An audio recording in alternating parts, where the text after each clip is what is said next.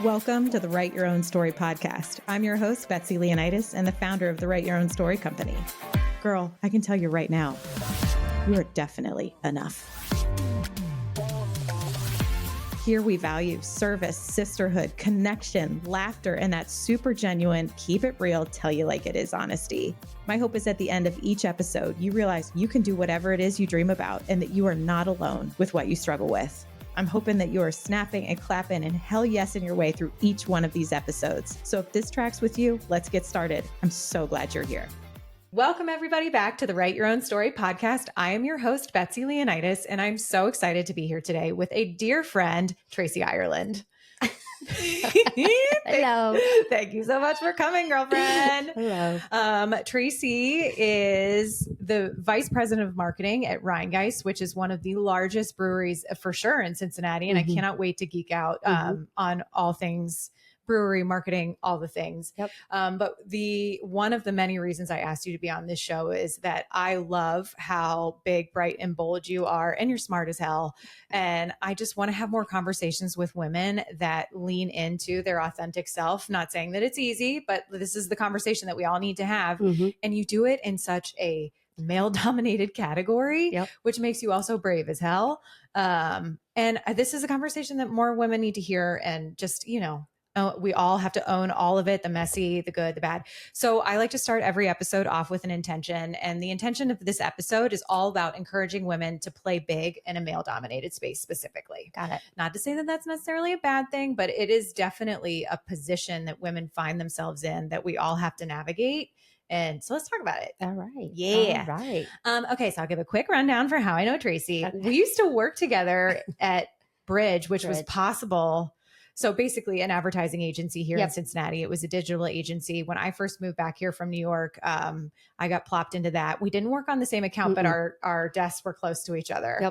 And I'm loud and you're loud. And so Very loud. We would just like peek our head over and be like, you my people? Are you weird and loud? Oh, good. And talk fast. And talk fast and have big feelings and also don't mess around and get your job done. I was like, oh yeah, you're my people. You're my people. And we just have like kept in touch over time. And, you've got girls and I've got kids, and like life has done all the things, and we've moved on to separate places, but it's been awesome to keep in touch. And I've loved watching you step into this role and continue to build and crush it, because this brand is killing it. And so I'm super proud of you, and I'm so glad you're here.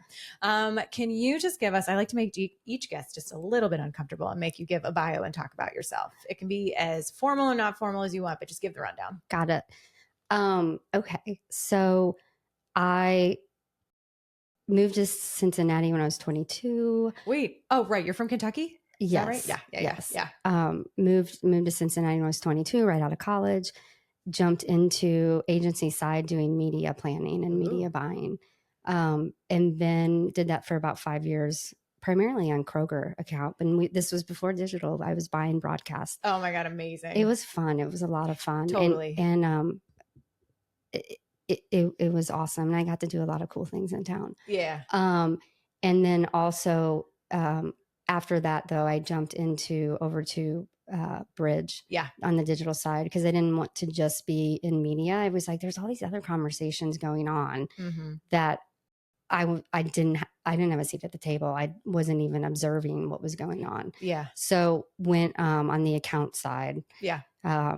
Ended up launching 9 websites within the first 3 months at Bridge. I had no idea what I was doing. Holy shit. I remember I was like 9 websites. Most of them were bilingual. That's when, with Procter & Gamble. But did that and stayed at Bridge, then bounced around a few times to different agencies, but was agency side, mainly in the account management aspect forever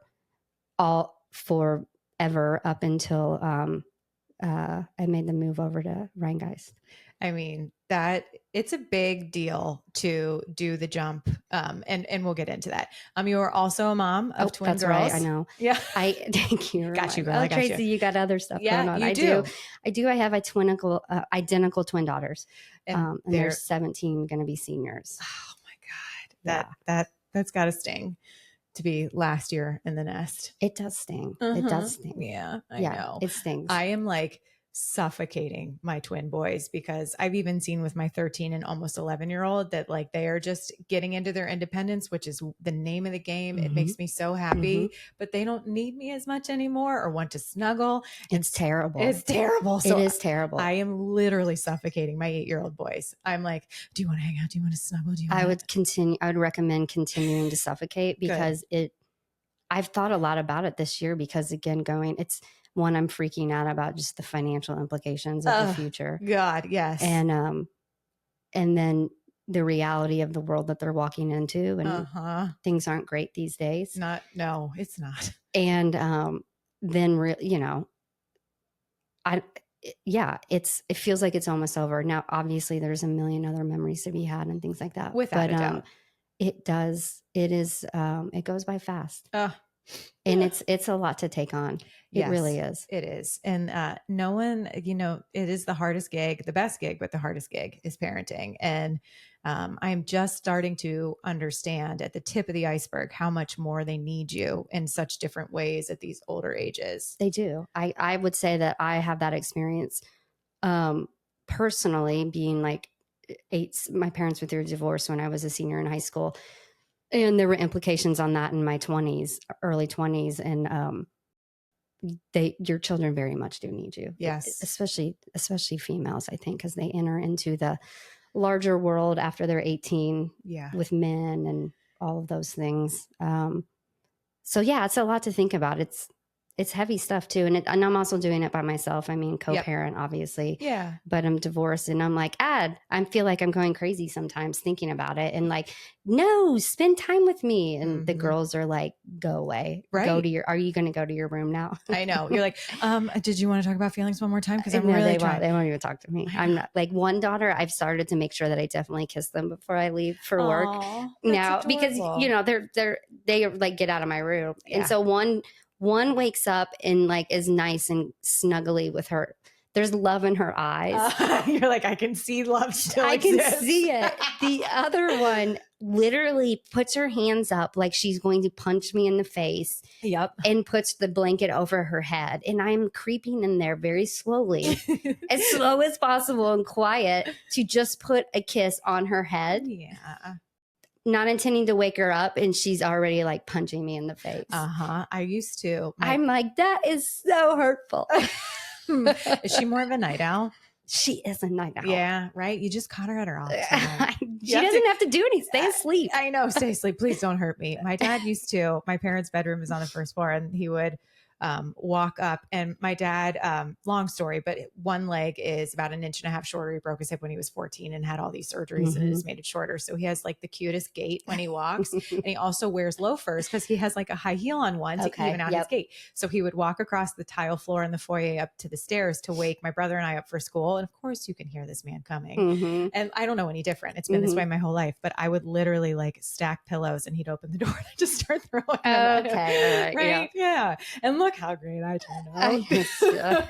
I'm like, no, I need love. I need love. I need affirmation, please, daughter. I know, please. But like, we raise them to fly, but yeah, it's a lot. But to your point, it's a lot to be a single parent, co-parent, raising kids, going through all their different stages together. While, by the way, we're all going through different stages still. Stages don't stop. No, they don't. Once your brain is done forming at 25, like none of it stops. We are all growing and evolving. And then to manage, you're literally the vice president of marketing with the team that sits under you. Like you got a lot on your plate. I do. Okay. Real quick, I just want to just because I've got you and it's my show, so I can do what I want. I want to geek out on like marketing and Rheingeist and get all in there. Okay. So first of all, it's a big deal for those who aren't in advertising. It's a big deal to switch to client side. So, like you are technically less involved in the creative process in that you are not on the agency side, like sitting in shoots. I mean, you are as a client, whatever. Right, but right. My point is it's definitely a very different seat at the creative table. But it's also, there's so many benefits to it as well. But anyway, what made you want to jump? Well, the first thing was, I feel like when you're in the agency setting that there's a clock ticking. Totally. Of relevance. Well, of relevance and like, oh, if you're 40, if you're not out by 40, you're fucked. Hell unless you're running the show. Yeah. And that was always in the back of my mind. Holy shit. Yes. I've never thought of it even that way. in my late 20s, because job security was just shoved down my throat. Yeah. From my parents. And what are you going to do? What do you mean you're going to do that? Right. Yeah. What's the job security? And I'm like, I don't know. Well, and then you become a single parent. Yeah. And you're like, wait, for real. Right. So, it wasn't, I did bounce around a bit. So agency side, I did some, and that's for those who aren't in agency world. That's very typical. Yeah, that's what we all bounce around. I mean, sometimes you're just like, I can't deal with these people anymore. You just need to go to another scene for 2 years. Because I was, what do they call it, a boomerang, where I did go back. Yeah. 3 times, in fact, to Bridge /Possible. I did a stint at a few digital startups or SaaS companies. But Rheingeist is very different. So when Rheingeist was on the scene in 2013, I went over there at 2015. It was when it came on the scene, I mean, the branding, the logo, the mark was so fascinating. Truly. So cool. Mm-hmm. There wasn't anything like it. I mean, so obviously having the eye, it wasn't beer for me. I'm not a big beer drinker. Yeah. It was more, holy shit, look at that brand. Yeah. Hell yeah. It was. And I was like, oh my God, they have a brand manager job.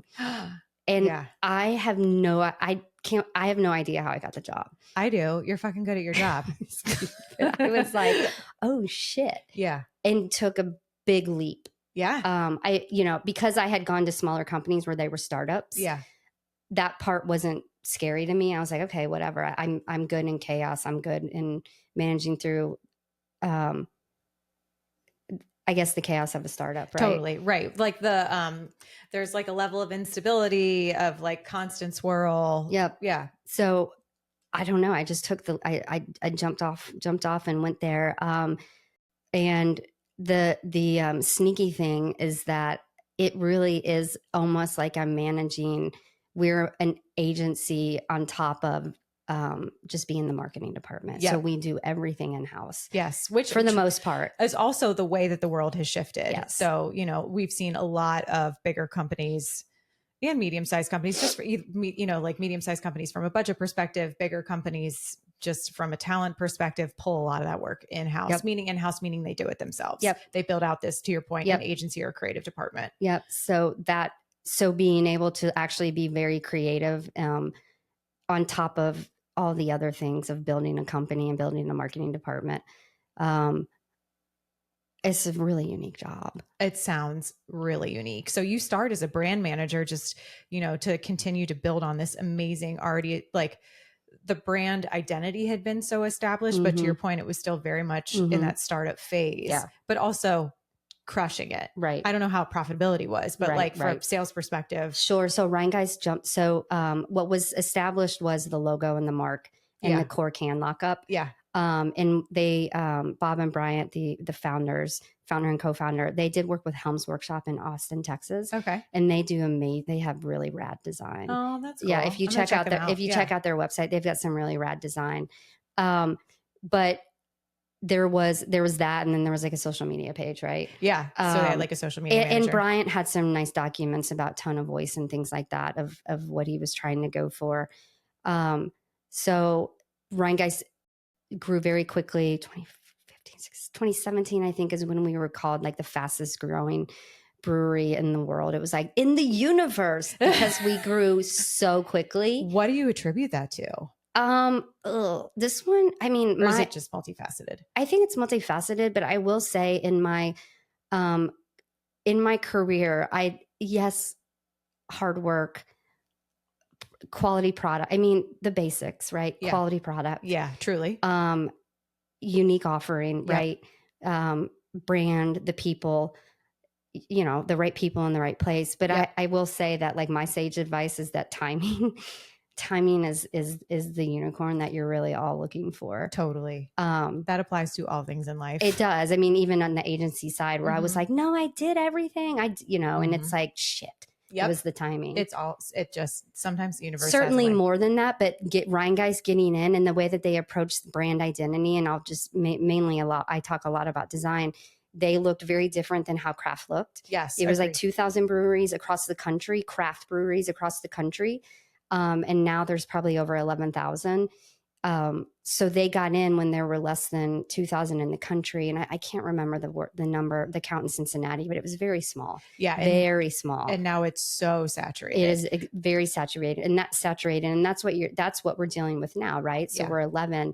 So we're a regional. I mean, I could talk about it for days. No, I want to talk about it for days. I love this. And I know everyone is curious whether they're not in it. It is fascinating. And if you just, from a marketing perspective or even just a business perspective, that's what I love. That's where I get really excited, is like going into a category that was an emerging category, grew very quickly, very rapidly, obviously, was kind of like, it was very rebellious.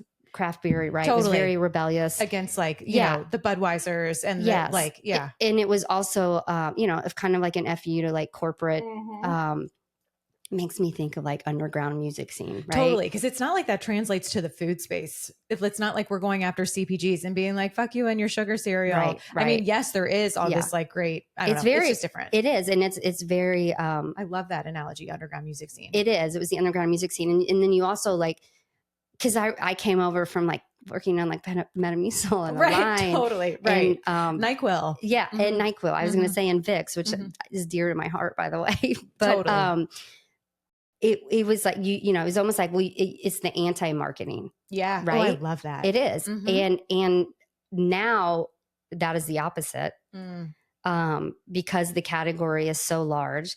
The category has been in decline. The segment has been in flat, or to be frank, in decline now. And what's driving that? Well, oversaturation of the market. I think oversaturation of the market, and also alcohol consumption is very the craft beer drinker, the core craft beer drinker is very promiscuous, right? That's why you see so many flavors. Or like, like Rheingeist is brewed over, 120 beers a year. I mean, my gosh. That's where we used to be. Does that mean like different flavors? It's not all packaged. Yes, different flavors. Yeah, so think about it that way. Yeah. Some are in cans, some are in draft. Yeah, totally. Okay. So some are only served in the tap room. Some are only, you know what I mean? Yeah, so totally. But so oversaturation, but also consumer taste preferences change, right? Yes. So even for me, like I said, I took the job not really loving beer. Certainly drank beer sometimes, right? But you're not. But it's like, oh, I like white wine for a decade. Now I only drink red wine, or now I like Mike's Hard Lemonade, or I'm only going to drink hard tea. You know what I mean? Like there's so much to choose from. Yeah, from an alcohol perspective, and so the category, it's really like, if you just want to put your marketing hat on, in my head, it's just beverage marketing. Yeah. Right. Yeah. Absolutely. And it seems to be like, there are so many different, like, SKUs on now it's like, we've got so many like, hard sodas. Is that what you would call it? Like, what are all those? Hard soda is it's like alcohol soda. Like an alcohol soda. So you've got RTDs, right? The Rise of Spirits, and you had, seltzer came out of nowhere, but then you could trace it back. Yeah. So like little, like, it. It's like, you can trace it back. That's why I love talking about marketing, because it's like, remember Clearly Canadian when you were a little kid, which was not a hard alcohol, by the way, but it was a seltzer. Yeah. Right. So then that's why I always talk about beverage marketing. Where it's also like Zima. Remember Zima? Yeah. So Zima, and you put the Jolly Rancher in it, right? That's really just seltser. Yes. Right. It's green apple seltzer. Yeah. Now it is, because I put my green apple Jolly Rancher in it. So it's fascinating. It is fascinating. And that's also one of the challenges, is like being a part of, and especially being client side, being a part of a business that goes like this. Yes. And that organic growth is, we still have some organic growth, but the numbers are more stabilizing, right? Yeah. So where you're in a mature business, and then growth looks very differently than it did. Yes. And getting into the 1% optimization mindset versus this massive like unicorn innovation. Yeah. So that looks very differently, and it also feels very differently. So those are the challenges that we're working through now. That is so fascinating. And I fully respect, like, is it tempting to get into like the hard seltzers and the sparkling? Sure. We talk about that stuff all the time, but also, everybody in craft is, because you have to pull growth when you get to a certain size, right? Like our size, you have to pull growth from somewhere. Totally. Right. And there's different ways of doing that. And right? If the market is fragmenting, it is, you have to get into some of those fragments. Or you say, my strategy is to really double down on IPA in this one segment, and I'm going to go after it. But Those are all the things that we talk about all the time. Oh my God, that's so fascinating. And then you talk about being on the client side. This is the part that people, agency side, are just younger in your career and you just are a little naive. Why can't we go do that? Well, because that costs $1 million for that piece of equipment. Yeah. And so I need an ROI on that piece of equipment, not in 20 years. I need it sooner, right? Yep. And Rheingeist is independently owned. We are doing well, but we are independently owned. And so it's money in, money it's out. Money. It's not like capital. It's not. Mm-hmm. I get that completely. Yeah. God, this is so fascinating. So is Rheingeist, it is obviously like very front and center leadership here in Cincinnati. Mm-hmm. Tell me more about its like regional presence. Yeah. So we're still, we're a regional brewery. We're a big deal. You are a big fucking deal. We are BFD. You are. We are in the top 25 craft breweries in the country in terms of size or volume. That usually measure that by barrels. Holy shit. Yeah. So it is a big deal. And Truth is killing it. Like, we are the #1 IPA in Ohio. By the way, that is a very strong beer. I learned the hard way. There's stronger ones out there. Oh my God, don't let me drink them. For anyone out there, if we're going to hang out. Yep. But we're regionally distributed. We're in, oh my God, I can't remember the count. I'm going to say 11 states, but it might be more. That's amazing. So, and the bulk of our business is done in Ohio, Kentucky, and Indiana, but we are in West Virginia. We're in Philadelphia. We're in parts of Tennessee. We're up in Wisconsin, Michigan. It's amazing. Yeah. So it's and the beer has changed, or the beer landscape has changed in terms of, you used to be able to open up markets. So that's when you saw everybody. I remember when I interviewed with Bob and Brian, I was like, well, what do you want to be? What's your vision? What are your aspirations? And they didn't know. And I remember they kind of chuckled at the answer, and I get it. Now I get it. But it's like, I was like, are you going to be national? And it's like, that's a big deal. Like, if you're going to go open up in all number of states, how are you going to support it? Yep. And that's a lot of how craft beer has grown, right? You just add territories. Interesting. As in physical spaces? Well, you add, so now distribution. Okay. So you're just going to go distribute in Michigan. Well, how are you going to support that? Right. Because what I barely know about, so feel free to tell me everything that I've got wrong and correct me, is that like the distribution process, it's one thing to fill barrels, all the things that go into that, to then can, but there's like a distributor that you have to have. There's a third party, I think, that has to be involved. I can imagine and I know that's controlled by the state as well. Yep. So like, because the state it's different. It's different by every state has a different regulation, right? I think so. Yeah. And I don't know all the P's and Q's of this because I really don't want to know. Like, I'm like, oh, can I do that or can't I do that? Right. Really. But in Cincinnati, we self-distribute, and this is what Rheingeist did, and it's a strategic advantage, and it always has been. We self-distribute in Cincinnati, parts of Dayton, and up through Columbus. And so that meant early on, it's still a huge advantage. But what's so brilliant about it is, so that means you're controlling the process from front to end, right? So our drivers are not only our sales team, but also our drivers who are delivering the product are also developing relationships with the store, right? Yeah. With the people behind the scenes. Yes. And so that's huge. And there's a level of customer service there in that one-to-one that you can control. Yeah, that is, and it's happening through both the sales relationship and I'll call it our drivers, right? Yeah. So that is, it's been a game changer. That's amazing. We call it the self-distribution advantage. Yeah. I love that. That's so strategic and so smart because, truly like that, especially, when it comes back to the craft, like it's literally a craft space. You have crafted something so unique and you are then distributing it for someone that a brand, as all of us know, is not just the mark and the logo. Yeah. It is the experience, it's the taste, it's the interactions, the people behind the bar. And it's very sciencey. Yeah. Like the beer, the liquid itself. Yeah. Oh, I bet. It's like a bunch of mad scientists back there. It is. Amazing. There's this whole vocabulary. I mean, it is weird stuff. Yeah. Like flavor profiles. Yeah. Did I say one? Ding, ding, ding, bingo. There are words in craft beer. I mean, this is the part that makes me kind of chuckle and roll my eyes a little bit. But I'm like being in and sitting at the table and tasting tasting the beer and learning the vocabulary, which I'm not great at. I know exactly what it is, but I don't always adapt the language. Like it tastes like barnyardy or like a horse blanket. And I'm like, what does that taste like? You know, but smell like hay. It tastes like hay. I don't know. And like a little bit of dirt. Because I need to curry comb my horse. Yeah, it's earthy. It's earthy. It's earthy. It's earthy. Okay. And it's kind of funky. Yeah. And those are the words that's like really getting into the nitty gritty language. And it's kind of funny. Yes. But it is, that stuff is real too for people that really love it. And I feel like that is what's so great about the craft space is that people geek out on this. They kind do of geek stuff, out. Like it can be very geeky. And that's why I use the word sciencey. Yeah. Because it's fascinating. Like when you actually talk to the brewers and you learn the language and the science behind it all. Yeah. It's fascinating. I totally agree. So then from a marketing perspective, if the goals are to continue to build these new regions or like kind of tell me about your job. Like what are you up to? What are you charged with?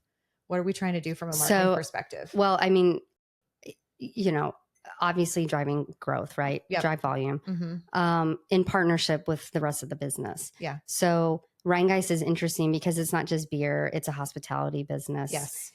We also have an entity called Freightgeist, which is our self-distribution, but also it's a separate entity as well. Okay. To potentially build out that arm of the business. Rheingeist is smart in that they have diversified revenue streams. So smart. Obviously, anybody listening probably has seen our logo and there's a whole apparel side of it, right? Too, a merchandising side of it. Totally. But driving business growth, I mean, the same thing that we're all challenged with in marketing. Yeah. So our strategy isn't focused on growing new territories. It's growing from within. Awesome. Within, because that model doesn't really work anymore. No. Not with a category that's flat or in decline or segment. We've seen that on the advertising side so much. And like after the work that I did at Kroger and how people buy food is like, you really want to grow the business within those who are loyal because they have a higher propensity to spend. Yep. So then in beer, it's all about occasions, right? Oh, more occasions. Well, what does that look like?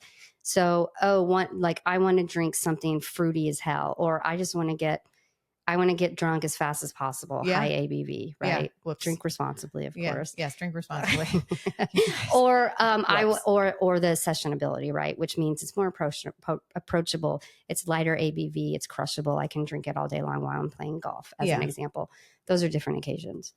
That is your consumer mostly men or is it women? It's actually men and women. We've seen in our research that we actually are higher with women than a lot of craft beer. Awesome. It is awesome. And I think that's women drink IPAs. Number one, we don't only make IPAs, but IPAs are, that's the big, that's where it's at in craft beer. Yeah. But no, we are not only marketing or growing with men. And when you came onto the scene, you've got two founders who are dudes. Like was it a lot of people at the company? Were you like, did you feel like the only girl sometimes? I felt like, so I will say, because I don't want to forget to say this, there are a lot of women, Rheingeist could do better, but we do have a lot of women in roles at the company compared to your average craft brewery. I love that. I work with a ton of amazing women across departments. Cool. Very cool. In operations, in packaging, like running the packaging line, in community programming and sales. So there are a lot of women in leadership roles at Rheingeist. But I will say early on, I'll say being at that core, like a department head, even though I was a brand manager, I was really a department head. Right. There was one woman for accounting. Yeah. And then I folded under VP of sales and marketing, which was Bryant. And there were not a lot of women in craft at all. Like, totally. Exactly. It's not a Rheingeist thing. It's a category thing. Completely. Yeah, it is a category thing. It's absolutely a category But that is radically changing. Yeah. But I've been there for 9 years. Yeah. Right? Well, and it's very cool that it sounds like, broad brushstrokes here, but that like It's nice that the internal environment matches the consumer profile as well. It is genuinely a mix of men and women, and that it's reflected in-house and from the we have a consumer ton of badass women at Rheingeist. Badass women. I love that. That's so awesome to hear. Different ages. I mean, different backgrounds. Like it's awesome. And I can just imagine, like, you know, just super, super real talk. Like, I have been so many times the only woman at a table, or like walking into these executive meetings, and it's like, you know, where do you fit in and how do you show up as yourself? Like, I don't want to have the boring black notebook like everybody else has. I want a cute pen and like, I want my fun notebook, but it's like, it's sometimes you just feel like you just have to fit in. And like, I would like to talk about this. I mean, I think it exemplifies because craft beer feels so manly and like this feels like a man category. I get it. But across any category or across any industry, truly, we are just always continuing to fight for more seats at the table and having more seats at the table. But then it's like, oh God, I'm here. Now what? Oh yeah. Do you know that feeling? I definitely not the, oh God, now what? Yeah. But the having to fight to have a seat at the table. Absolutely. Yeah. It's exhausting. And so have you ever felt like both of us have these like big, bright, bold personalities. Have you ever felt that, you know, I have to make that smaller in order to not ruffle the feathers at these male dominated areas? Yeah. I mean, my journey has been, yes. Yes, I know. And like to get the feedback or to just feel the energy shift when you're like, no, I'm just going to say it because I know that everyone in the room is thinking it, but I have to be the bold one to be like, I don't get it, or this doesn't make sense. Yep. I would say you have to, especially coming into beer. I mean, there's, like I said, there's a whole vocabulary. Totally. Which is a different vocabulary than me trying to stay on trend and understand everything that there is under the bucket of marketing, by the way. Right. Which is ever changing. Right. And being in an organization where people are and there's good intentions, but the biggest challenge in marketing in agency side as well is people that have not grown up in marketing. They have no idea how difficult it is to there's so many domains and you cannot be an expert in all. So that's when you get into the conversation of generalists and specialists. Yes. Right. Oh my God. Yes. And it's like, there's UX is a specialty. Yes. User experience for those who aren't in marketing. And that is basically like, and that is real. That is real shit. It is like when you go to design a website, you have to think about when a person clicks on the homepage, where is that home button? Like, what does that look like? And it's real. It's not, and that is not the same as web design. That is not a design, like a designer. No, it literally is a map of words. Yes. It looks like Beautiful Mind. Remember that scene when it's like, and it's like, if you click on here, then you get these options. It literally is like a Beautiful Mind map versus the web design is literally like, how does the creative show up on the page? Right. Are you like me and taking at least an hour to plan your meals every week and then to grocery shop on top, only to find out that I throw away half of it because I didn't have it in me to season and chop and prep night after night? It's so embarrassing and I feel awful about it. Are you also like me and worry about if any of the things I buy are healthy enough for me and the family? Well, let me tell you about Hungry Root. Hungry Root is my partner for healthy living. Hungry Root helps me save time, save money. I shop sustainably, and I eat what makes me feel my absolute best. Their mission is to make it easier for more people to eat healthy and feel great every day. Some of my very favorite aspects of Hungry Root are healthy meals in 10 minutes or less. I mean it. No chopping, no seasoning, ever. They do it all for you. Honestly, full stop. This is my very, very favorite thing. Every meal is so easy to put together. Often they have steamer bags for vegetables and all sorts of great microwave options too. They also give you healthy snacks and pantry supplies my kids and I both love. They're whole, trusted ingredients, which makes me feel like a great mom because I actually know that I'm putting good things in the pantry and in the fridge. Personalized recommendations based on your goals. Mine is heart healthy, and it ships to me on my schedule. The best part is also less food waste. No more throwing food out each week, which feels amazing.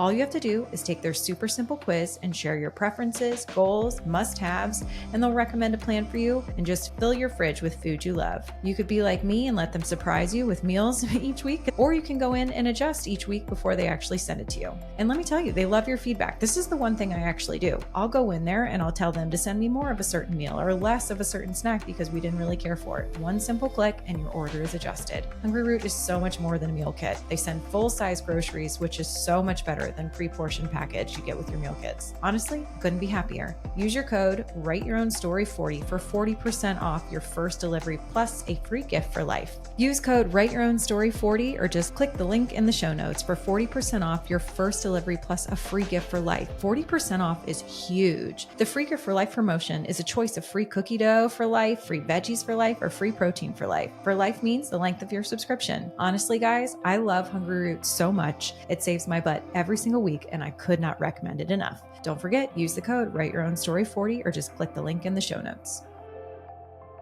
So in terms of just having a seat at the table and being uncomfortable, I suppose, yes, and maybe feeling like you need to be a little bit smaller than you are, I would say, yeah, sure. And you're in my 20s and 30s, but now I'm older. And I would say in the past 3 years, I've really come into my own. Awesome. Yeah. So, and that's not on my own. That is in partnership with the people around me at work. Okay. So tell me what kind of environment or what kind of like team community fosters, because for those of us out there who are building teams, we want everyone to come into their own. What's that chemistry like? Well, I would say there's two things. There's me in terms of, I think it's the same for both. So one, yes, I've grown a large team. I think we have 15. It changes a little bit, ups and downs, but about 15 people, maybe 17. That's amazing. Under the marketing department. Collaborate. I mean, it's the same as agency. Like when you bring a cross-functional team together, you have to be collaborative, mutual respect, yes, building trust, yes, compassion. And in a creative space, I feel like you have to create such a safe environment. It is such a bold move to come up with a creative concept, especially in such a crowded category and such an ever-changing landscape of marketing as it is, because it's like you got one platform figured out and then it's like, whoops, rules changed or whatever. I mean, it's just insane. The other thing too is like, yes, creative, but I don't like to just say creative because I have a team of like brand managers and project managers and screen printers and POS managers and merchandise directors, where it's like, I say creative, but I want everybody to know that it's actually relevant to everybody everybody on the team. Yeah. So creating and fostering that environment. And it's interesting because I think sometimes I created a monster, but it's a good monster. And we're dealing with it a little bit right now. My creative director and I are talking about like, how do you manage through subjectivity? Because we have a team that is very passionate. Rheingeist has a staff is very passionate, not just marketing. Yeah. And so everybody cares. Not everybody, but most people care, right? Yeah. They really do. You're building something. It isn't like, for me, I'm building a company. Yeah. I'm not just, right. I'm literally building a company. You're not just selling beer. Right. Right. So creating, a safe space for people to voice their opinions, which I've always done, especially on the agency side. I think that's, I got that, they called it the Friends of Creative Award a few times at Possible. Awesome. And I think it was because, I would look in a room and I could see people around the table that maybe weren't as bold or they were, they were quieter, or they may have only been in code. I say only, I feel like an asshole for saying that. They were in programming, right? Yeah. They weren't the creative director, or they weren't designer or the art director. Yeah. And I would ask, well, what do you think? Yeah. Right. So pulling up pulling those people up and making sure that people have a voice. That's amazing. That's where I think that's where I feel good about myself and being able to do that and recognize that talent and helping people feel comfortable. But the big challenge in doing that now at the team perspective is managing through so much subjectivity. Ooh. And so, yeah, sure. Oh, what are your brand guidelines, right? What's your brand voice? That is very difficult. Yeah. And it's not just I'm looking at a design. We're talking about strategy. Yeah, totally. Everything is, strategy. I remember I had a mentor say, it's just a choice, Tracey. Strategy is just a choice. And everybody thinks they know what a strategy is, and everybody has it drives me. And it's caused swirl for me professionally, because I'm like, this guy said it was a strategy. This guy says it's a tactic. This guy says it's not, and I'm like, what the fuck is it? Yeah. Right. And I'm like, what are we doing and why? Yes. And so that's exactly what a strategy is. Yeah. What are we doing and why? And so, it drives me bananas. I'm just sitting here going, it's like, I don't want to debate what's a fucking strategy. Right. It's like, what are we doing and why? And let's go. Yeah. Which I feel like you're in the perfect size and space for that. We don't need documentation after documentation. Well, now we do though. Yeah. But then now we do, because we're in a mature category. Mm-hmm. And I'm not saying we're not strategic, but I'm talking about everybody, if you're in marketing, what framework are you using? Mm-hmm. Everybody knows what I'm talking about. Yeah. But back to where I was really going, was managing through subjectivity and understanding what does that mean? And creating a space where people can have a voice, but also recognizing too many voices is literally causing frustration. Yeah. And making it very inefficient and muddy and too much friction. Yeah. And kind of making it complicated. So now we're at the point where I'm trying to figure out, how do we enable that, but also manage through subjectivity in a way that's a little more efficient? Yeah. Because, we are needing to do more with the same level of resources. Yep. And it's tricky. I read an HBR article this morning. So it's tricky. And that's what growth looks like for me professionally, is trying to figure that out, the compassion and the accountability, and, but also letting people feel like they have a voice and feel empowered, but they also have to understand subjectivity is real. Yeah. And at the end of the day, there is a strategy, and you have to stay aligned to it, and you have to agree to disagree. Yes. For the sake of progress. Right. And so my boss is like, we can agree to disagree when we leave this room as an executive leadership team where the decision's made. Right. And you need to support that. Yes. Out in the hallways, figuring out how to do that within my team. That's what we're working on. I was interviewing another woman, and she said this was more related to life, but I feel like, I love how the executive team is like, this is the decision. Yes, not all of us agree, but we all agree that we need to support it. Mm-hmm. She was like, women often get so caught up in making the perfect decision, and we will just like analysis paralysis, just like completely ruminate and obsess on things. And she was like, you just make the decision and make the best of it. But then when your head goes, because I found I used to think I was so decisive. I really did. Yeah. And the more I'm very introspective. Yes. And which I think is one of the reasons why I'm successful, because I have a growth mindset. Yes, so I'm always like, reach the top, whatever that goal is, right? Yeah. And then it's like, boom, crash down, go again, right? That's life. It is life. It is life. It's also my job. Right? Oh it is. And there's people that don't have a growth mindset. Totally. Oh my gosh. They're like, no, they just get so stuck in their ways. And yes, growth mindset is absolutely a real thing, especially in such a fast-paced, creative, it's a highly skill. Innovative. It's a skill. Yeah. I never really thought about it that way. I think of it as a skill because I've looked at, it's natural for me. Yeah. Like it's innate to my brain. Yeah. But I've thought really hard about, because I've been at Rheingeist for 9 years. There's been people that have come and gone or moved on that I've had so much respect for. Yeah. Or even people that that maybe I put on a pedestal above myself. And I'm like, well, why did they make it? Or why did I make it and they didn't? Or why this or why that?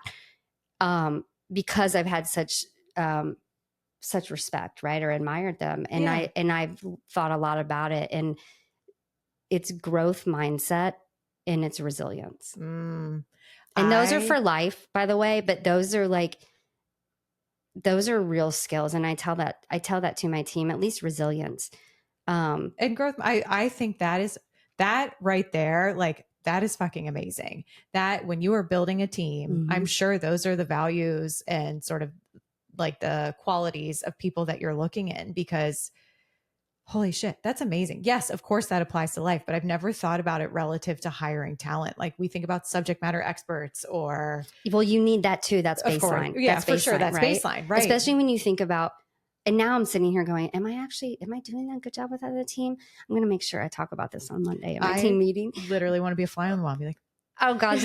But I'm like, I've just been thinking so much about it, especially as you hire people or my team is very tenured. I have 5 people there 5 to 7 years. Awesome. Actually 8. I just had someone with their 8-year anniversary today. God, the retention there sounds amazing. And it's especially in marketing too. So then it's like, well, we have to stay on our toes. Yeah. You have, for myself as well, you have to stay on your toes.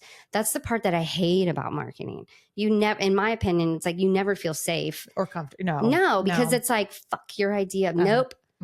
But also, this is what's helped me with my confidence. Like I said, like in the past 3 years, I feel like I'm coming to my own. Yeah. Because I had ideas, don't ask me, or I don't remember them. But I had ideas where I'm like, oh, what about this? Oh, that's kind of interesting while I was trying to find my voice, by the way. Yes. And now I've seen them in the market and sometimes they work and sometimes they don't. And I'm like, I do know. You do know. Right. And that's the benefit of being somewhere for a while. Yeah.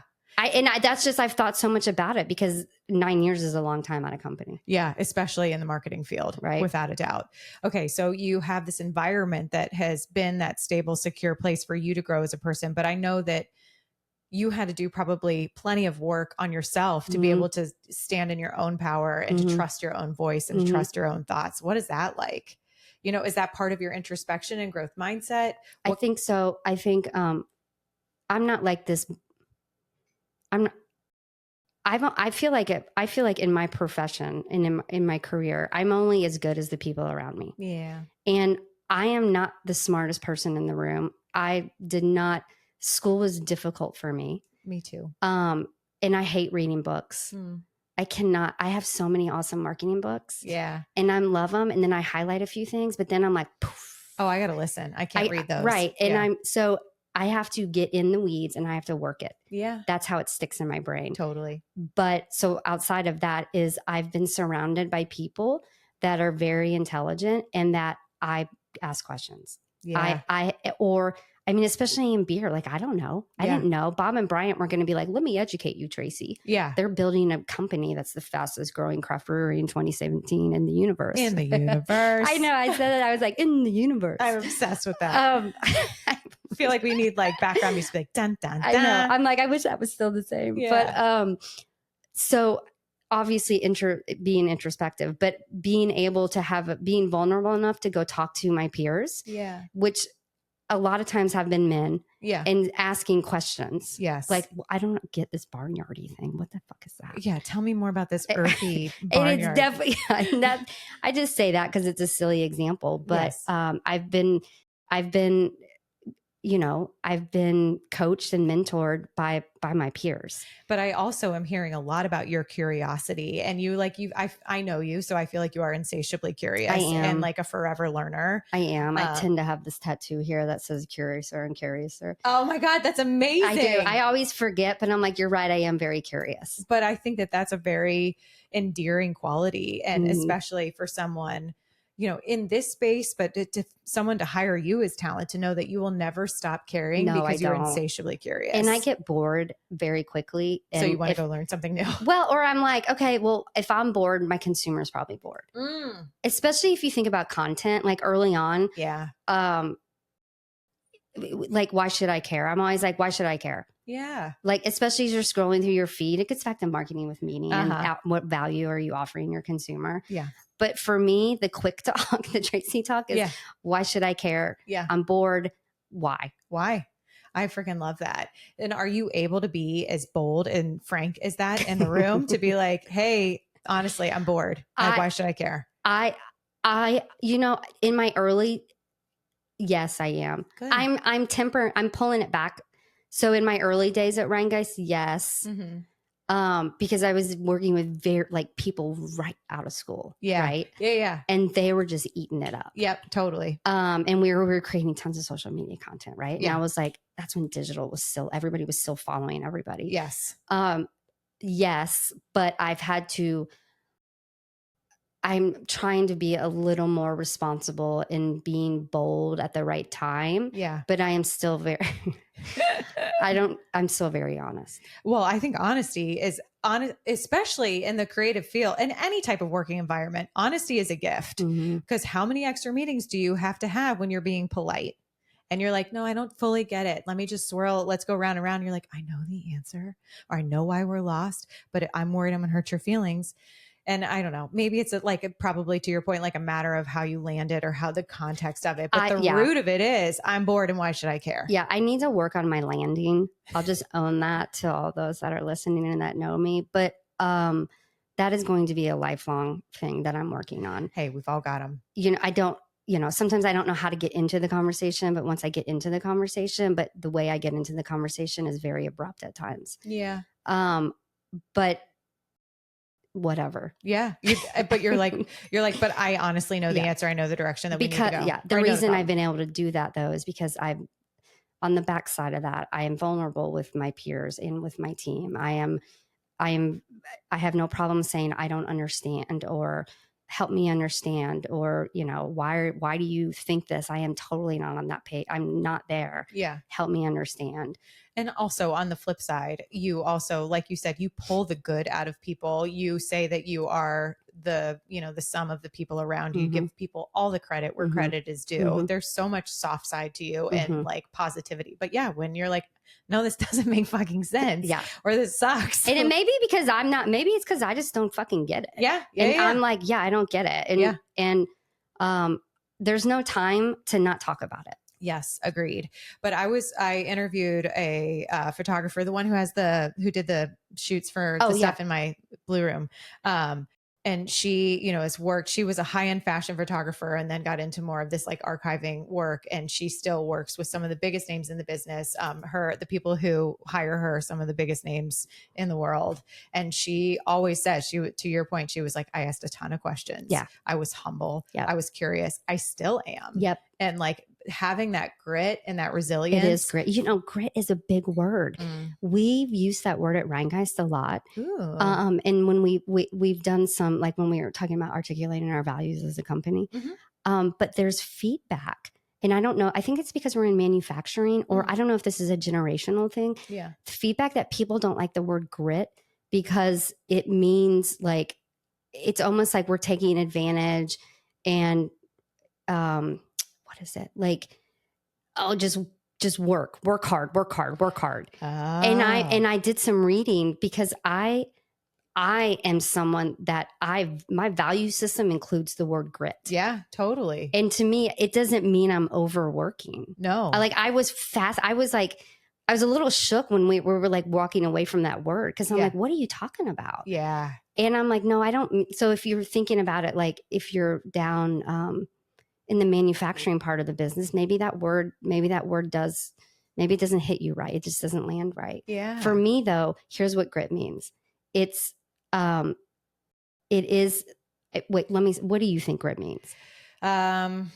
Grit means like tenacity, and hard work, and that like never give up spirit. Okay. So I agree with you. Yeah. Determination, hard work, we're going to get through it. Yep. It also, though, in the corporate setting, to me, what it really is it's cognitive flexibility. Ooh. Okay. Let's talk more about which then flexibility. Goes, so being able to, if you think about it, it's being able to adapt. I think that's also like growth mindset, right? Yeah. It all goes back together, but you're adapting to your environment. You're working hard, right? You're getting through. Oh, here comes another challenge. Got it. Yeah. Doesn't mean you're like, yeah, bring it. The line is down or whatever. Yeah. But it is cognitive flexibility. I've never heard grit described as cognitive flexibility, but that's super interesting. Well, it's endurance. So grit to me is also endurance. Endurance. Yes. So then that's why it's so grit, endurance, curiosity, flexibility. That's why I also said, what was I saying where I was like, it's resilience to me is a skill set. Yeah. Growth mindset too, but resilience. Yes. Because I've seen the employees on my team that haven't worked out. or maybe went on to something else. And I've realized, you have to assess, what are you maybe doing right, or what are you doing wrong as a leader? Yes. Are you creating the right environment? What lessons can you learn from anybody that comes or goes? Yeah. And so I do think a lot about that. Or even, what do you have to do to survive in an environment that is, I'll say, like Rheingeist, and I don't mean that I'm going to say chaos, not because Rheingeist is chaotic, because the market is moving so quickly. Totally. The category is chaotic. Yes. Yeah. And so, in the entrepreneurial mindset, right? Yep. And we're only 11 years old. Yeah. So, you have to be resilient, and you also can't take it personal. And I would say, I know you know that. Yes. But as a woman, oh, it's so hard. My other lessons at running a team as a woman is like, yeah, you can't be taking shit personal. It doesn't mean I don't go home and I'm not like in the fetal position, like literally with some anxiety. Yes. It doesn't mean that's not happening, but yeah, okay, take it on the chin and keep going. Yeah. I have also learned in life that people's behaviors towards you so often don't have anything to do with you. I know. And you know what I do love about Instagram is all the little quotes. Cause that's how I like to read. I'm like, yes, save, reread it. Mm-hmm. I saw that in a quote the other day. And it's so true. And it really it helps so much to think about, like, when you think about an employee who can't show up that day, it has nothing to do with the fact that they don't care about the business. They don't care about, working hard for you and the broader team. They're having a shit day, or like, I don't know. And there's got to be some grace there. I don't know. When you were talking about, shit, I lost it. I love it. It's a story of my life. I'm always losing my train of thought. That's my ADHD. I know. We've got two highly ADHD girls right here. It was fucking brilliant. It's gone. You know it's going to come back, and you're going to be like, wait, we'll get there. I promise it'll come back. You just have to trust your brain. It always does. But I think, just thinking about the team that you're fostering, and the safety and the openness, and like you said, the resilience and the growth mindset, and the sort of the adaptability and the flexibility. This is the kind of stuff that is no joke when you're moving in such a fast-paced market. But I think that that's fucking badass that you're in this male-dominated category. Not to say that Rheingeist isn't like a well-balanced organization, that you can sort of find your voice there on your own and with the support of the team to be the loud person in the room that you are, because that is who you are. I am. So that I am. And I know that, and more so now than I was in the early days. But yeah, I think I know I'm a lot, right? Like, I didn't know that in my 30s. I think I was maybe a little more chill. I don't know. I don't know. But I don't think you and I do chill. Yeah. Try, like, really being on this journey of really accepting yourself. Yes. I mean, that's not innate to me. Like I don't think it's innate to anyone, to be honest. I am so hard on myself.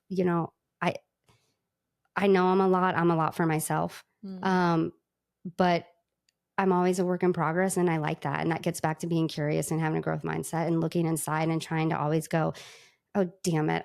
That didn't land the way I wanted. And that does not feel good when it doesn't land right with people that you are working hard for you, that are loyal for you, and it didn't land right. Oh God, you just want to die. I mean, it's the worst. But those are those moments where we all get to be humans, and you get to go back and be like, man, that didn't land right. And I fucked that up. My bad. Here's what I meant. And here's how I'm going to do better next time, because I value you.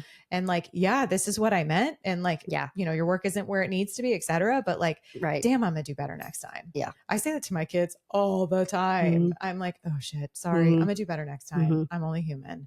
And that's the hardest part, is that, like, especially with our generation with work, it's like perfection. Yeah. And especially I'm not the perfection person. Oh, I am not, jealous. To be frank, I am not at all. And I, like, almost in an aggro way, because I'm like, I will not work for a boss ever again that is a perfectionist. I love that. Like, you can see my face getting angry, because I've made decisions in my life based on that person's pursuit of excellence. And I should not have done that. perfectionism has to go. It literally doesn't exist. It's something that we're all striving for that literally doesn't exist. It's got to go. But I think but that's also a beautiful part of culture that you can build within your company. What are some of like the favorite marketing initiatives that you guys are working on? Like, what are you geeking out about right now? Are you even allowed to talk about it, or is it like too soon? Oh, God, favorite. I'm more. Is it like picking a favorite child? Yeah, I mean, I would say we have there's moments when I'm like, man, that was a big hill, and we really got through that, and that's fucking awesome. Yeah, there's moments like that. Right now, I'm like, ooh, everything feels challenging. Totally. Right now. Yeah.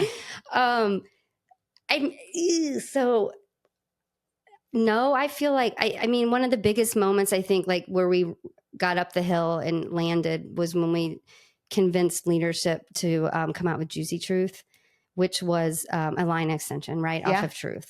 So actually building the Truth brand family. Yeah. So that one was a big one for us internally and strategically as well. Yes. So that I think about, like, what are the feathers in my cap and the things that I'm like, man, that was really good.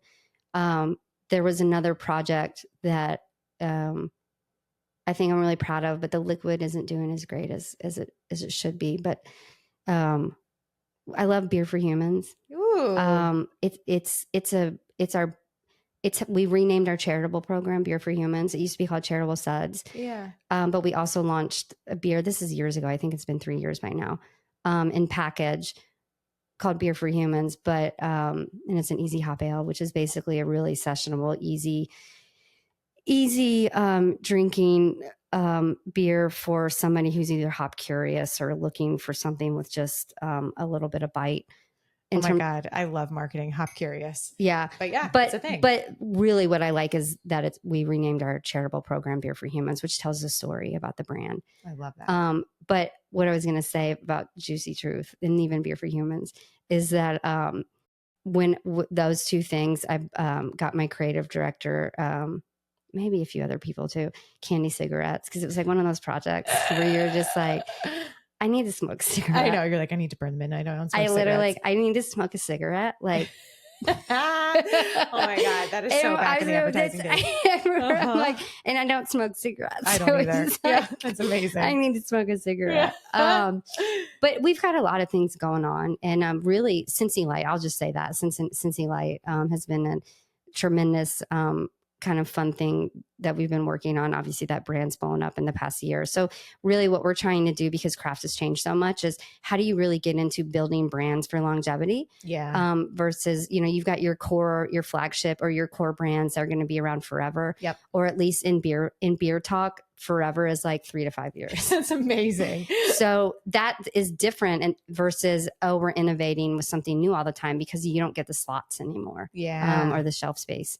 Or the placements, different language. So when you get things like Juicy Truth, is that based on like you're talking to consumers and you're like, there's room for this? So there is, well, sure, you look, is there room for this within the portfolio? Exactly. And like what drives room? Is it data led? Is it consumer conversation? Is it marketplace? Is it? I think it's all of the above. I think it's all of the above. Yeah.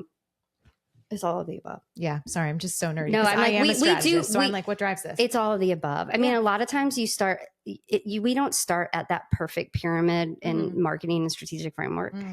A lot of times you start looking at the portfolio first and where are there gaps, but there's segmentation within the portfolio. Sure.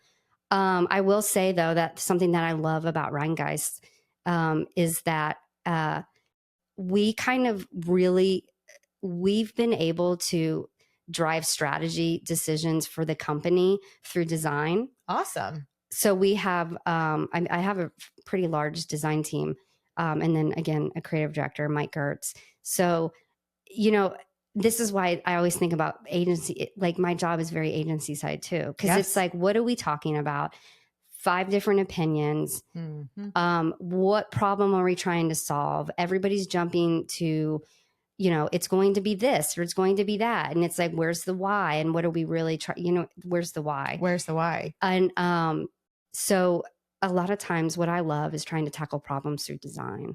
There is other shit going on that I'm truly pumped about, but I try to manage my excitement. Oh, teach me how to manage excitement, because I don't know how to do that. I get so excited. You stay at a company for 9 years and you have to learn that like not everything is going to be successful and awesome. Out. Right. Yeah. So now I'm like, you should manage my excitement here.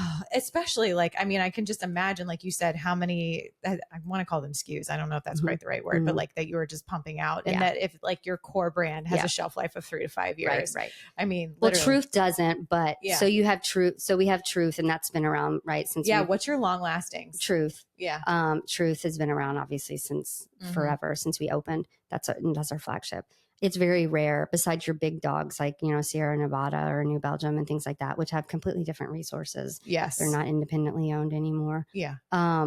So you've got your big ones that are going to be around, that drive enough volume consistently to get those distribution points and to maintain the rate of sale. Yeah. And then you have, seasonal comes in and comes out. For us. Seasonal might be around 2 years. If I can get seasonal to 3 years, that's for us. Now, seasonal for other companies like Great Lakes, they do tons of volume in their seasonals, and it's really fascinating. I know, actually, like seasonals is, I think it's like, this is where I'm like, I don't remember the data points, but it's not a huge part of our business. Yes. Like, let's say 3 to 5%. Yeah. So it's like, okay, all right, we'll fix seasonals, and that's a different drink. That's a different drinker too. Totally. Versus I'm an IPA drinker. So, and we obviously rebranded Bubbles last year. That was this year. We introduced that back in January. Yeah. How's that doing? It's doing good. We had to a lot of what we're doing now is like right sizing expectations, because as a company, you don't have that rocket ship organic growth. Yes. Truth is still growing. Amazing. It is. And, Bubbles is doing what we said, what we reassessed expectations there. I would say that if anybody's listening, the rotational line of Bubbles is fantastic. So we have blood orange, and then now it's mango, and then we'll have tart cherry coming out. And that's not a beer, right? That's like a sparkling. It's still a beer, but it doesn't taste really like a beer. No, it doesn't. No, it does not taste like a beer. It's kind of wine adjacent. Yes. So it is certainly, it just doesn't taste like a beer. So I would say for people that it is a very fascinating, it's a very, nobody makes anything like it, to be frank. It's awesome. And, we have, we've played around with the formula, but we're back in a really good spot, and, it drinks very different. So if you're like, oh, I want an IPA, do not even get close to Bubbles. Yeah. Bubbles is fascinating because it's also like, it's a gateway into Rheingeist. And we kind of call it like Midwest fancy. Like, it's kind of fancy. Like, if you want to feel fancy, drink a Bubbles. Yeah. It's a beautiful color as well. The original Bubbles, but even the blood orange and the mango, they have nice little hints of color as well from the fruit. So it is, it's a lovely liquid. And it's just like truly a different experience. It is. It's very different, different taste and a different experience. I love that. How is hospitality a big part of the business? It is. That's the tap room, right? And then we have different event spaces for corporate events. You can rent out small spaces to big spaces, weddings, 250 guests up in the clubhouse. Yeah. So hospitality is very much a part of our business. That's awesome. And like, when we think about breweries, especially like that, you think of like cement floor. I mean, it is like, it definitely has that vibe, but like you think of like, beer, like sliding down the floors. And like, when I think of the breweries that I used to go to when I lived in Brooklyn, like, I mean, it is light years different, like hospitality. And there, it was very branded and it was very like intentional in its atmosphere, which I know Rheingeist absolutely is and started that way, but it's just a really cool sort of evolution to be able to pull in hospitality that requires a level of polish to balance in terms of service and whatever, to balance out that, I'm going to say grit, but that's the wrong word because it's not in the value. No, it's okay. I know. We know what it means. I'm cool with that. Yeah. No, it is grit to be, I mean, you definitely have to be resilient and flexible and hard work in hospitality. I mean, nonstop. Yeah. And the hospitality scene, like, it's tough. It is tough because we are not, that's what I'm stressed out about, is thinking about our hospitality. Really? I mean, early days, it was like, we're a beer hall. We are literally come in, have a drink in this old building that is, revitalized from, early pre-prohibition Christian Moore line. Yeah. We are a working brewery. You can come in and have a drink. Yeah. Well, now there's a million spaces. Yes. There's a million breweries. Yes. All even just in Cincinnati. Yes. And it's how do you get people back? How do you get people coming? And then how do you new people? And then how do you get people back? Yeah. Right. It's all about like growing within those loyals to be able to grow their propensities. And then when we talk about craft in the category, it's like the model is like, you've got the little brew pubs, right? Mm-hmm. The little, like you've got the little tiny places and they're just popping up brew pubs everywhere. Yep. We'll see if that's around in 3 to 5 years, but that's okay. Yeah. And then you have more of the regional breweries, which there are not a lot of regional breweries. Rheingeist is really interesting in our size, and that either people are like way bigger, like 400,000 barrels, or they're a lot smaller. So I'll say under 75,000 barrels. Where we're at our facility, we can get up to a little over 120,000 barrels. So it's a really tough spot to be. Yeah. Because we don't necessarily have the resources to go up to that big spot without a ton of investment. Yeah. What's an example of a big one? I mean, look at, I'll just say New Belgium. Okay. Yeah. Yeah. Right? So that big. Yeah. Or Founders or Bells. Yeah. Right? Okay. So that big. Yeah. Got it. That or Firestone Walker in California. Right. Okay. At our size, like needing to get to that next level. Mm-hmm. Those are the types of things that we're talking about all the time. And that is the hardest part of business. It is so hard. Because like to your point, it requires resources. And, if you're privately owned, and I mean, that is any entrepreneur's struggle, is you're ready to level up. You only have such capacity with what you're working with. It's, that's one of the hardest parts of the game. It is. Yeah. Yep, that's the game. But it's also one of the best challenges to have, because you're ready to level up because you've built this amazing business. You've built this amazing brand. You've got these great talent sitting within the walls and on the field. I mean, it's really fucking awesome. You guys are killing it, truly. And have from the start. It's bonkers. It is bonkers. It's literally bonkers.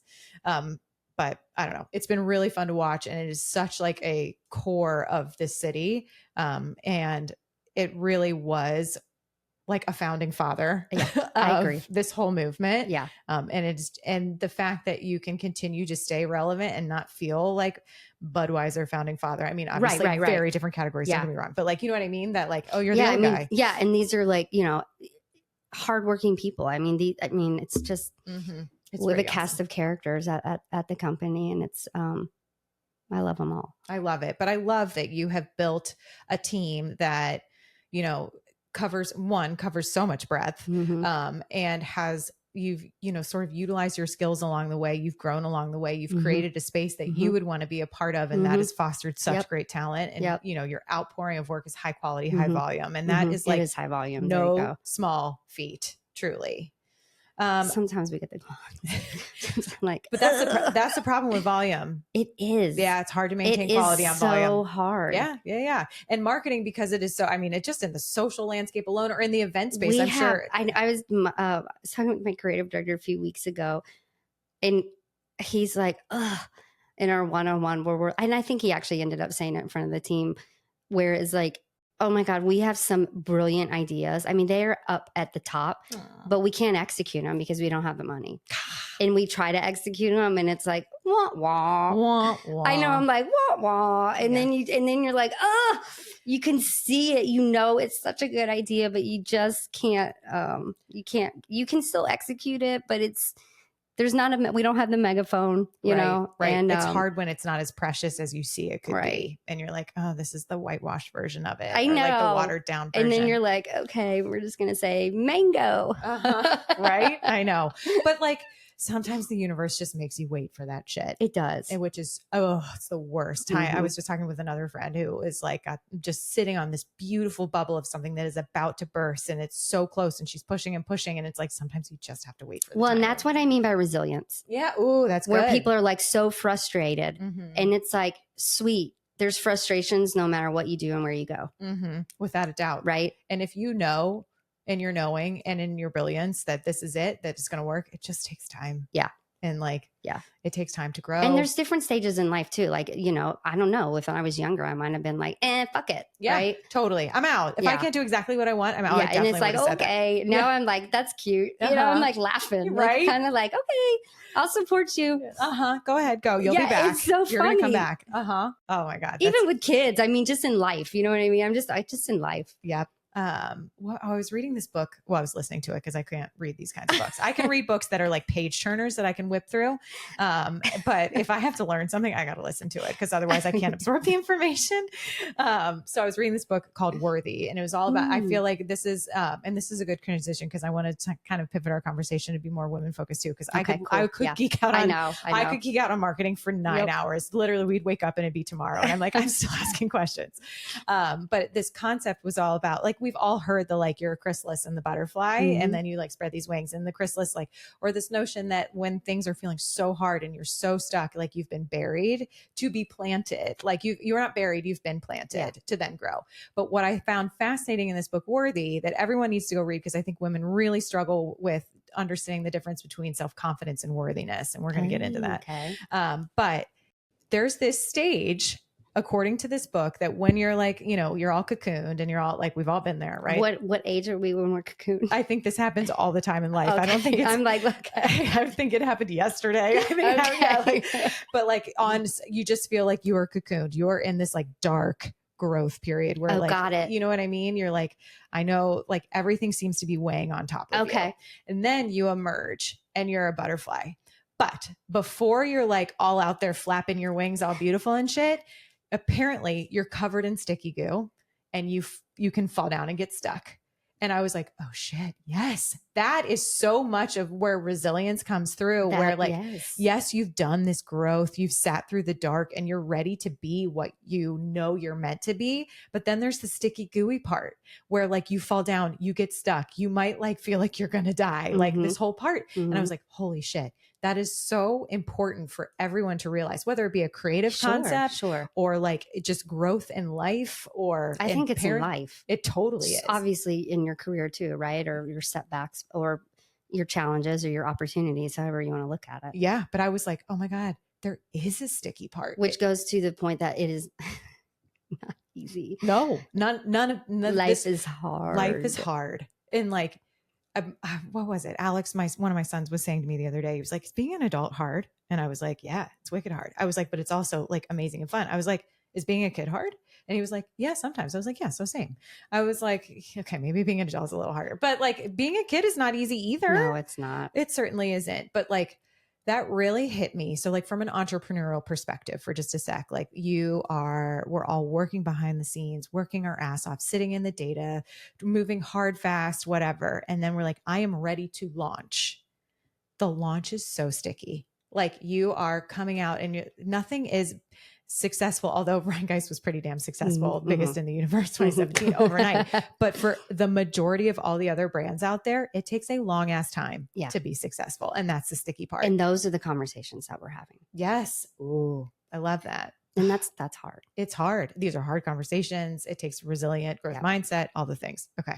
That I could do 99 more hours on business. So I'm just going to calm myself down here for a second. Are you a stay-at-home mom who has an idea you just can't stop thinking about, but worry that adding something for you will negatively impact your family? Are you a corporate mom who's got a passion for something and is desperate for more freedom and flexibility, or really anything in between?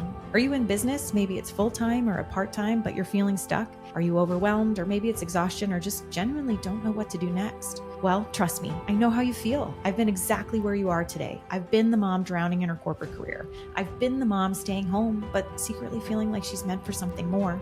And I've been the mom terrified that her business will impact her family too much, which is exactly why I started the Female Founders Academy, because the world needs what you have to offer. Women deserve mentoring, clear, actionable guidance, resources, and a supportive community. And that's what Female Founders Academy is all about. After my 20-year marketing career at everywhere from McCann, New York to Deloitte and some amazing stops in between, I became a consultant and an entrepreneur once I had 4 kids, 4 and under. In the past 10 years, I've built both a nonprofit and an e-commerce business, and now I'm here with Write Your Own Story. The good news is I know exactly what it takes, and I'm here holding my hand out to help the women behind me live the life they're dreaming about. I'm literally obsessed with business, and absolutely nothing would make me happier than helping women live the life they dream about. That's exactly why I created this Keep It Real, inspiring course built to foster community full of very simple, sharp, tested, highly effective steps that get women feeling simplified, organized, confident, and clear on their business. It's a 5-week community course from October 2nd through 30th, meeting just once a week.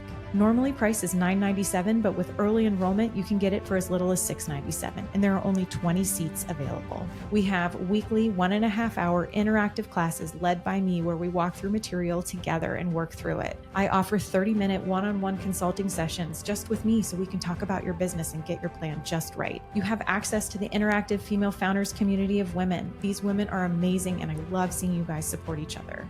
Not only that, but I want to make sure you keep going. We've got quarterly accountability check-ins so that we can all get together and celebrate what's working and what's not and keep each other moving. With this also comes a printable workbook, digital templates, and recorded trainings because, life happens and sometimes you miss a class. You also get early access and discounts to all future Female Founder Academy offers. Don't forget, only a 20 student limit because I want these women to genuinely get to know each other, support each other, and help each other grow. Visit writeyourownstory.co/Female Founders Academy or just click the link in the show notes to reserve your spot and secure your discount. Don't forget, ladies, the world needs what you have to offer, and I am 100% rooting for you. I can't wait to get started. Second. But the other thing that I love about you is that you are just such a strong woman. And I think that you are very introspective and you are constantly learning. What are things that you wish from a mindset perspective you see that women need to lean into more? Where do us girls need to continue to not level up? Because damn, we level up all the time, but be resilient in terms of a mindset. This may not be a popular opinion. That's why I love you. Just be honest. I think there's a time and there's a place. Tell me more. So I think about, and maybe it's because I have 2 daughters or I know my own battles, but I'm also surrounded by some really strong, assertive, intelligent women as well. And I've thought about why some get ahead and some don't. I love this. And this again is me observing and coming up with my own conclusions. Yeah. There's a time and place. And I think when we feel like, this comes back to trying to find your voice too. Mm-hmm. Feel like, well, I need to, you come into a room and, well, this is what I want and this is the right thing to do. So let's say I'm going to call it managing your boldness. I love that. I feel like you could write a book on that. And I mean, this is real. This is the game of life. Yeah. And coming in and being strong and assertive, absolutely. We have to be be honest, right? Like you said, I'm honest, I'm direct. But there is a time and place for it. And that's the dance that we play. Yeah. And so I think going in, heads are going to roll, or being so assertive all the time, people don't want to be around you and they don't want to work with you. Oh, I think that's totally fair. And that's where I think I feel like I've worked with very strong women that I respect, but I don't always want to work with them. I get that completely. I'm like, oh shit, I'm going the other way. Yeah. So then I think about myself in terms of what am I creating that energy as well. Mine's literally like, Tracey's going to not stop talking. So I'm like, please fucking walk away from me. Right. Don't even say goodbye. Just walk away from me. Exit the scene. Just do that for us both. That's amazing. I'm just going to need you to stop me because I can't stop. I tell my boss, who's the CEO, keep walking. Yeah. Just keep walking. And he's like, okay. That's amazing. But I think and especially for some of the young, stronger female kind of personas, there's a time and place. Mm-hmm. And just because you're the expert and you're right, that is absolutely the way to lose. I think that also applies to parenting. It that does. also applies to friendships and relationships, and right? yeah. Like with your whatever, your whoever you're dating. I mean, and it's funny because if I'm telling, as I'm saying this, I'm telling this to myself as well. Yeah. I see that a lot on this couch, myself very much. Yeah, included. I'm telling myself. And it's, there's moments like where I've really thrived at Rheingeist, where I've had to be very bold and very assertive and stake my claim. In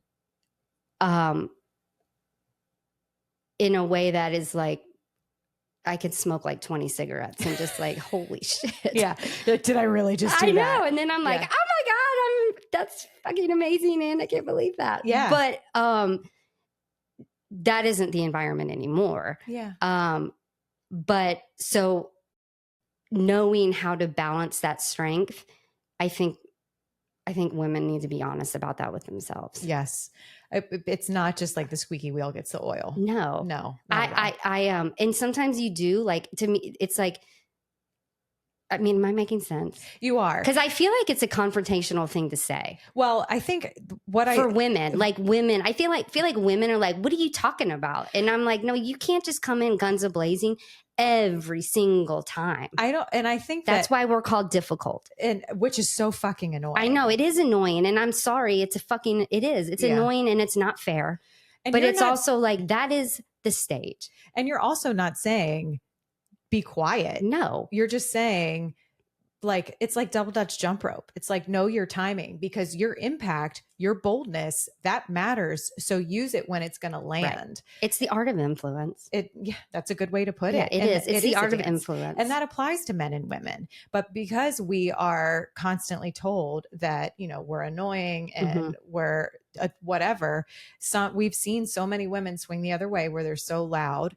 But it's also like, you should be loud, you should be bold, but also like, what makes that beautiful is the balance of softness too, which every woman has. Yeah. So is that kind of what you're saying? I feel like I'm not very soft. You have soft moments, I guess. I've seen them. My kids are like, nuh-uh. No. As you sneak in to give them a kiss so they don't wake up every morning. That is soft. What was your question? Well, I just wanted to make sure that I understood exactly what you were saying. I think women, maybe here's the women need to be honest with themselves. Like, you can't always go in guns a-blazing. Yeah. Definitely. And like you said, I'm not saying be quiet. Not even close. There is, like, difficult is real. Yeah. Yeah. Oh, with women being difficult? Yes, that is real. And it's annoying because men are just as difficult. Yes, but it's different. I don't know how to explain it. Society just digests it as different. Like, we don't even know. Men are allowed to be difficult society wise, and women aren't. And so it's like, okay, now what? And like, you should continue to stand up, be bold, and be brave. But if you are going up against those situations, like you said, it's the art of influence. And so like, maybe your point is to not swing the pendulum so far one way or the other. Every time you walk in the room. Yeah. Yeah. And that goes for men too. These are things that I learned, that looking back in my 30s, like, why didn't I get a certain promotion, or why was I always passed over? Well, now I think I know why. You think you were just too like bold and yeah, which I could get angry about too, which I do. Yeah, but I'm also like, okay, what's the wisdom, what's the lesson? Yeah. And don't just like talk to be heard, which I'm not saying you did. Yes, I'm not saying you did. Yes, but yeah, don't just talk to be heard. Okay, that's super interesting. And I think, there's definitely a point to it, because we are constantly like, you can be told you're emotional, you're difficult, well, the reason I bring it up is because I do work with a lot of women. Yeah. And I do observe. Yeah. I think people are probably like, oh, Tracey's a lot and she's probably annoying. Right. And I'm like, okay, whatever. I am a lot, because that's who I am. Yeah. Yeah. Oy. That's the kind of feedback that is not constructive. And so maybe that's what you're trying to say. Well, too. I'm telling that to myself. Yeah. You're not, don't tell yourself. But I know I'm a lot. I was like, no, we're not going to do that. We're not going to do that. You're going to not tell yourself that you're annoying. You're going to tell yourself that you're smart. You have a lot of great ideas. And you have a hard time holding it in. There. See? it to what's true. Would you ever let your kid in their professional life be like, I think I'm annoying? No. Thank you. So stop. I also know it's an advantage. So yeah, right. And you're saying use it wisely is your point. Okay. Yes. I get that completely. What are your hopes for, you've got girls, I've got a girl. We're all, I think all of us in this generation feel very responsible to continue to create environments that are good for the generation behind us. What are your hopes for the generation behind us of women? Oh man. It's a doozy. I know. I just want girls to be happy and supportive. It is so catty. It's so catty, and you should be this, you should be that. Why'd you do that? Why'd you wear this? Like, it's too much. I just be nice. Yes. And be happy. I was going to say, my answer is to be happy. And that's like a big, like, I actually fucking love that. Yeah. It's just, I hope they're happy. Just be happy. With like resetting of expectations and not feeling like, maybe there's less barriers that they have to break down. Right. Yeah. I just want them to be happy. But I think, well, I know because I've had to work on it. Happiness, you don't just wake up happy. No, you have to create it for yourself. I mean, it all comes from within. Yes. This world is not set up for us to feel happy when we wake up in the morning. And so and moments are happy too. It's moments. It's like glimmers, right? I love glimmers. It's not, I am happy. Right. No one gets to be happy or sad all day. No, day. It's literally like, that's why it is a mindset. It's just like you and I were talking about living in the moment or being present. Yeah. Which is, that takes work to do that. Oh yeah. It takes so much work, but I feel like me being so focused on loving my life where my feet are, like we were talking off camera, where I was like, okay, I could be so exhausted for making the 100th meal of the week and it's all the dishes and whatever, or I could choose to enjoy this because, it is a privilege to be able to put food on the table without stress, to have the dishwasher, to have these children who love the shit out of me, it's my job to feed them. Like it's a constant choose again to find those happy moments. But I really love that. The world is heavy right now. And I love that you just want these kids to be happy. I do, just happy and supportive and just like everybody being just nicer. Yes. There's so much ugly out there right now. Bullying is all over the place. It really is. Like, and then seeing what the mental health challenges that like our children face, I wish we could just all throw our phones away. It's a lot. It is a lot. It's a lot. And I think, the quickest way to teach someone or to help someone is for us to be able to find our happiness. And that is work. It is work. And that, so I think for everyone listening who is our age, it's like, it is our responsibility to be supportive, to be kind, to find our happy so that these kids who are watching can be like, oh, so that's how you do it. And to have those open conversations to be like, oh, this is hard, but I'm going to choose to make the best of it. Right. Or to just be like, yep, this sucks, but this isn't going to last forever. Well, and don't just shove it down, right? Like, don't just shove it down and not talk about it. Oh, that takes some undoing for sure, but it's so important. I love that. Is there anything in life like twists and turns? Okay. One of the things that I'm learning on this podcast. So like I started this whole notion of this whole brand about write your own story, right? My life fell apart with my divorce. And I was like, I thought I was being the perfect wife, the perfect everything. Yep. And then life still happens. It happens to everyone. It's certainly not an exception. And when I came up for air, I was like, I'm going to write my own freaking rules. I'm going to write my own story.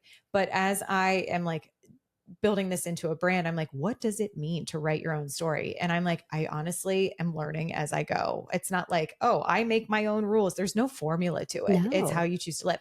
One of the common themes that I'm seeing on this couch and on this podcast is this power of the pivot where life happens.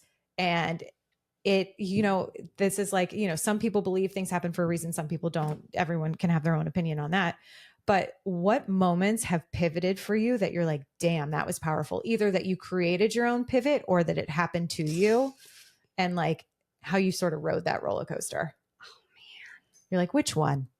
Because that's life. It is. I am going through something right now that I'm not through. But I know when I get to the other side, Yeah. I know it's going to be a pivot, which is the death of my father, which was in April. Yes. And just reexamining that relationship throughout my life and the ups and downs. And losing a parent it's sad, obviously, but it's so big. Yeah. It is so big. It resets you as a human, and like being on the planet without your father or your mother is just very big. So there's an opportunity there to kind of work through whatever baggage right, because you may have, because that's life, right? Yeah. But I know it's going to be a pivot for me in terms of like how I internalize things and how I view myself, or how I look at relationships in life, or maybe my future relationship with I don't know, a male counterpart or whatever with my kids. Yeah. So that's the one I'm going through now. And it's like, I just want to give you so much credit because yes, it happened to you. Mm-hmm. So like, but you could just keep going, but you're taking that intentional time to know that this is big for you and to sit with it. It is. Yeah. And to explore it and to turn it into a pivot and to turn it into positive. And that's what I like to do. So with the being introspective, it's like, okay, this does not feel good. Like this hurts. Mm-hmm. There's happiness, there's regret, there's angst, there's fear. And it's like, ugh. Yuck. And when you get through it, you are going to pivot and you're going to be stronger and you're going to be so much more wise. Mm-hmm. While also like trying to wrap yourself in a love blanket as well. Yep. That you have to wrap around yourself. I know. That's what I'm like. I want a love blanket. Yeah. Now I want to go wrap up. I know. I'm like, this pillow, this pink pillow. I want a love blanket. That's why these pillows are my favorite. I'm into every guest. I'm like, whatever you want to do. And I just constantly find myself snuggling it. I'm like, it's just so soft. And drinking a warm drink and hanging out with girls on the couch. I'm like, I feel better. Yeah. Every time I'm like, I think I feel a lot better. I think that I'm really, really sorry about your father. Okay. Yeah. That's why it's like death happens. Death happens. It's the only thing in life that is guaranteed. It's when you get to something like, it's very interesting. Yeah, it is. But I love that you are turning that hardship into value and a pivot. It makes you realize how finite life is. Truly. Which makes you think about bigger things too, or bigger disappointments like divorce, right? Mm-hmm. And like, okay, I'm going to make this life on my terms. Yes. So that's the other side, is that really realizing like, no, life moves very quickly. Yeah. And it's your life. What do you want to do with it? Right. It kind of wakes you up a little bit too. Oh, I can imagine. Right. That makes me want to ask you, is that what does it mean to you to write your own story? I'm going to start asking. I think it is being on my terms. Yeah. Which is not about control. I love you for clarifying. Tell me more. No, it's not. It's just not. It's not about control. Like I must control all things. Right. Because guess what? That doesn't work. You make the decision. Yeah. I can compromise here. I'm okay with only getting an example. I'm okay with getting to this level in my career, and that's okay. Mm-hmm. Right. Like there's all of society's pressures. Yes. There's the pressures of society. There's the pressures that are passed on from generation that you don't even understand, right? Yes, generational trauma, all that. Yep. That's how I think about life being on your own terms. You're making a decision, own it.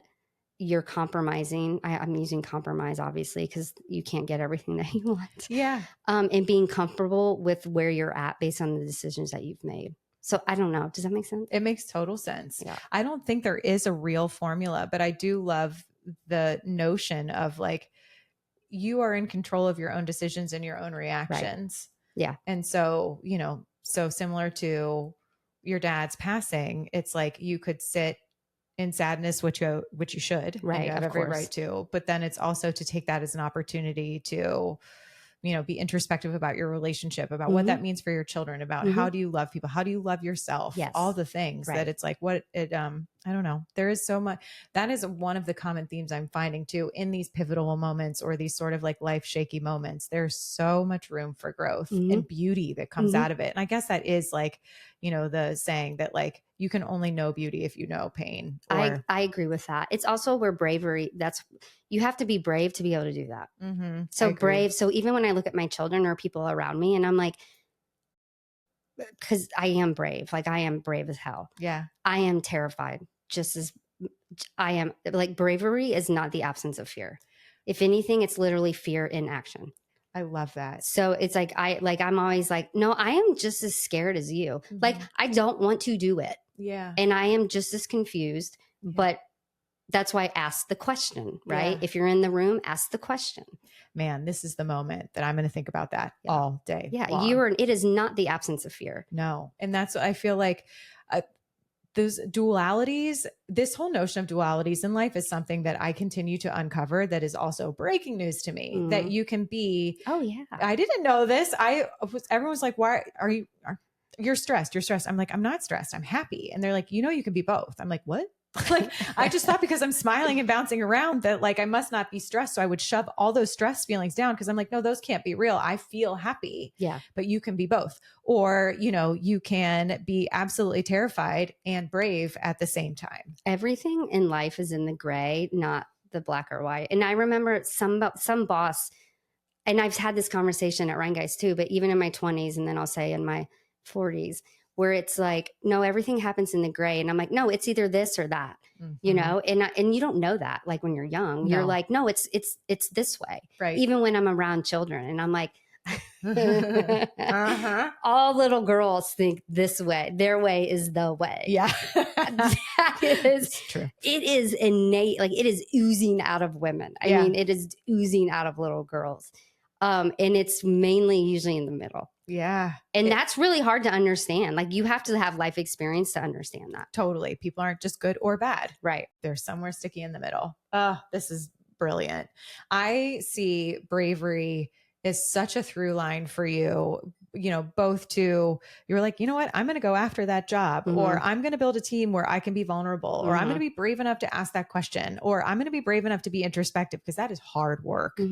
And I think that that is such a great example for women of our generation, for future women to come. And that is exactly why I wanted to have you on this show, because I think it's pretty awesome. Thank you. This has just been an absolute pleasure. First, I just like love geeking out on business with you. I feel like we could talk shop for a million hours, but also to just like, I want to talk to as many bold, brave, bright women, because not everyone needs to show up in a bold, brave, bright way. If you're, what's the word when you're shy? Like quiet. Introvert. I was like, but I'm an introvert. I'm an extroverted introvert. Yeah. Which is a whole nother, right. That's that duality thing. Yes. Where you need then time. But if let's say you're the one that, let's say in life, you're more quiet. Yeah. Okay. That's okay. Like to be frank, was not loud until I was probably in my 30s. Yeah. Wow. I don't think I was. Like, I was not like this as I was definitely strong-minded, and I was raised to have an opinion. I love that. And I wasn't loud. Like I wasn't showing up real big. Yeah.